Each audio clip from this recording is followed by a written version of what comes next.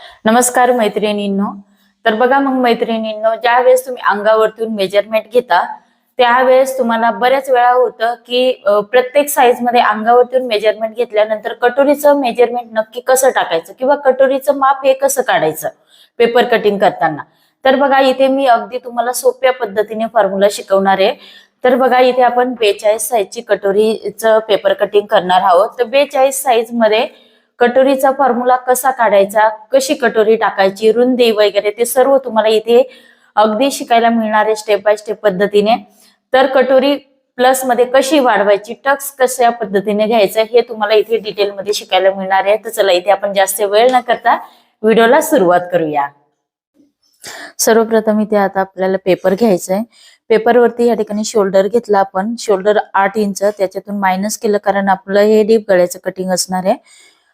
त्याच्यानंतर आपण आर्महोलची लाईन घेतली 6.25. त्याच्यानंतर या पद्धतीने बॅक साईडचा आर्महोलचा शेप दिला, क्रॉस बॅक दिला. ओके. आता या पद्धतीने कमरेचं मेजरमेंट घेतलं आपण 8.25 इंच चौथा भाग, अधिक 1 इंच टक्स, 1.5 इंच मार्जिन. त्याच्यानंतर आपण पूर्ण उंची घेतली 15 तयार, त्याच्यामध्ये 1 इंच प्लस केलं होतं.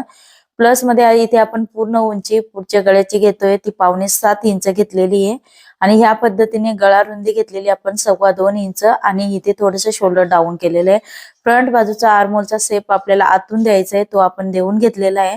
उभा टक्स घेतला 10.5, त्याच्यामध्ये 1 इंच प्लस केलंय. या पद्धतीने लाईन ही ड्रॉ केली. ओके.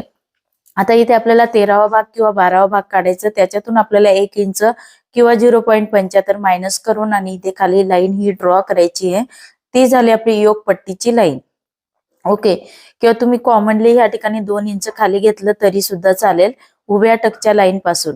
ओके. या पद्धतीने आपण लाईन ही ड्रॉ केली. या पद्धतीने घेतल्यानंतर योग पट्टी ही परफेक्ट निघते. थोडीशी छोटी असते, मोठ्या साईज मध्ये छोटीच घ्यायची असते. त्याच्यानंतर इथे आपण कटोरीचा फॉर्म्युला बघा 42/6 करायचं. त्याचं जे उत्तर येणार आहे ते 7 इंच येणार आहे. त्याच्यातून अर्धा इंच तुम्हाला मायनस करायचंय आणि 6.5 आलेले आहे. मग 6.5चे इथे काय झाले, आपली कटोरीची रुंदी झालेली. या पद्धतीने फॉर्म्युला तुम्हाला वापरायचा. 42चा 6वा भाग घ्यायचा, त्या जो येईल त्याच्यातून अर्धा इंच मायनस करायचा आणि मग तुम्हाला इथे कटोरीची रुंदी टाकायची. 1 इंच आपण वरती घेतलेलं आहे. त्याच्यानंतर या पद्धतीने योगपट्टीला किंवा कटोरीला आपल्याला व्यवस्थित आकार देऊन घ्यायचा आहे. त्याच्यानंतर इथे क्रॉस मध्ये अर्धा इंच वरती आपण योगपट्टीच्या इथे कट केलं फिटिंगच्या साईडने, कारण ते आपल्याला बॅक साईडला आपण कट करतो म्हणून फ्रंट साईडला पण घेणं खूप गरजेचं आहे. फ्रंट बाजूचा आर्महोल कट केला या पद्धतीने आणि पुढच्या गळ्याचा आकार आपण इथे देऊन घेतलेला आहे, तो कट करून